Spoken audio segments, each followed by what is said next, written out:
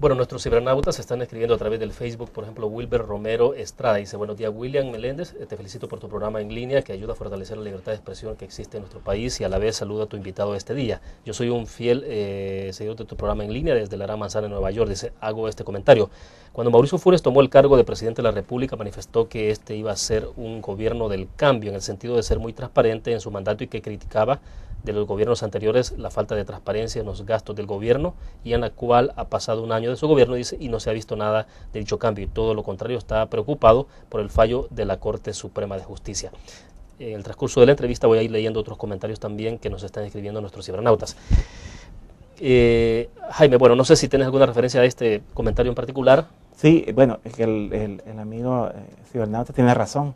Es un compromiso del presidente Funes de campaña, y está plasmado en su programa de gobierno, transparentar este tipo de partidas, que era una, por ejemplo, si al anterior gobierno uno le atribuyera cuál fue el problema más grande de transparencia, precisamente fueron estas partidas discrecionales. Y este gobierno, hasta la fecha, a un año un poquito más de un año de estar en operación, pues básicamente sigue utilizando el mismo mecanismo. A propósito de esto, Jaime, ¿cuál es el estimado que se tiene de que se utilizó de partida secreta en la administración del presidente Saca en los 5 años? Son alrededor de 200. El dato exacto no lo tenemos.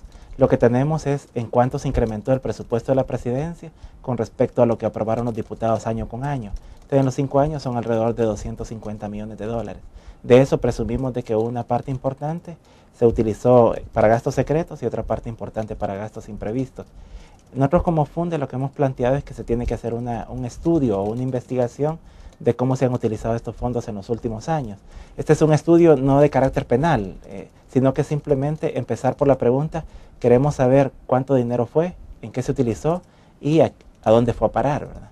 Y luego de eso, al conocer esta información, nosotros podríamos establecer, por ejemplo, si hubo corrupción, si hubo irregularidades, o si el dinero se utilizó para fines lícitos. El asunto es que por ley nadie está obligado, en las pasadas, y aún si la Corte Suprema de Justicia resolviera, digamos, emitiera un fallo en el que anula la partida secreta, tampoco eso es retroactivo, es decir, no alcanzaría a los gobiernos anteriores. Lo que pasa es que como la Comisión Interamericana de Derechos Humanos y la doctrina internacional establece que algo es secreto, solo si hay una ley explícita que explícitamente califica esa información como secreta. Y el problema de estos fondos es que y el uso de estos fondos se mantiene en secreto, pero es una medida de facto o de hecho, porque no tienen en realidad un respaldo legal, porque ellos tendrían que tener o necesitarían una ley que explícitamente les diga que esa información es secreta. A estas alturas, ¿ustedes tienen un cálculo de cuánto pudo haberse ido a partida secreta en este año?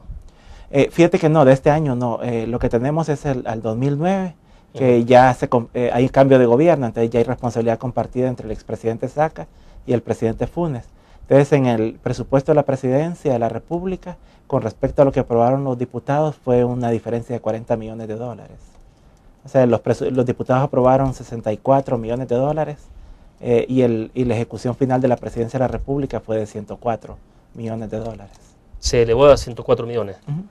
Ahora, de esto no se sabe cuántos pudo haberse, de los 40 millones, no se sabe cuáles, qué cantidad pudo administrar el presidente Saca, qué otra cantidad administrado el presidente Funes. No, ni sabemos en qué se utilizó el dinero, ni cómo se distribuyó, ni por ejemplo, ya al final quiénes fueron los contratistas o las personas que...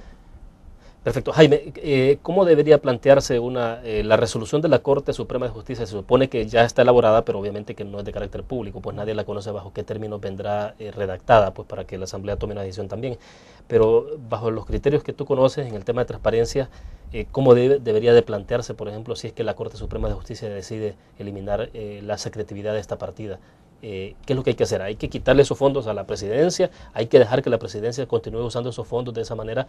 ¿Pero hay que eliminar el concepto de secretividad o qué? No, en la resolución de la Corte Suprema de Justicia, básicamente, si es en los términos que se ha conocido públicamente, lo que obligaría al Ejecutivo es a pedirle permiso a la Asamblea Legislativa cada vez que quiera mover fondos. Pero el tema de la secretividad, como es una cuestión de hecho que te menciono, es una cuestión que hay que resolver, un problema político que hay que resolverlo, ya sea aprobando la ley de acceso a información, por ejemplo, para que toda esta información no haya excusa, ¿verdad?, para que el público no la pueda conocer o buscar otro tipo de mecanismos. Pero la resolución de la Corte Suprema básicamente el único efecto que haría es que el presidente tendría, cada vez que quiera mover fondos de un ministerio a otro, tendría que ir a la Asamblea Legislativa a pedir permiso. Ah, pero eso no implica entonces que sea una fiscalización per se de esos fondos. Es decir, lo que sí podría saber la Asamblea Legislativa es cuántos millones se han ido. ¿Cuántos están pero moviendo? No necesariamente tendría la posibilidad de saber hacia dónde se destinó y cómo.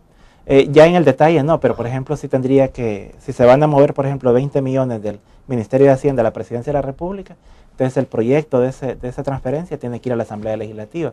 Y desde luego ahí dependerá de los diputados qué tanto quieran profundizar, ¿verdad? Entonces, para cerrar, ¿cómo debería plantearse así en síntesis? En síntesis, la resolución de la Corte Suprema de Justicia lo que haría es devolver a la Asamblea Legislativa la facultad de aprobar las transferencias de fondos. De acuerdo, pero desde el punto de vista tuyo, digamos, por la experiencia que ustedes tienen. Nosotros lo que hemos planteado es de que, tienen que establecerse dos partidas, una de gastos imprevistos y otra de gastos secretos. La de gastos imprevistos tiene que regularse, por ejemplo, en qué casos, si es para epidemias, desastres asociados con fenómenos naturales, que el dinero vaya a los ministerios responsables y otra serie de condiciones. Y la la información de los gastos imprevistos es pública en todo momento. Y la partida de los gastos secretos para nosotros se justifica en protección de testigos o operaciones de seguridad pública encubiertas y que haya un mecanismo de fiscalización, ya sea por parte de la Corte de Cuentas o la Asamblea, y que después de cierto número de años la información pase a ser pública. Perfecto. Una nueva pausa, volvemos con más de la entrevista en línea.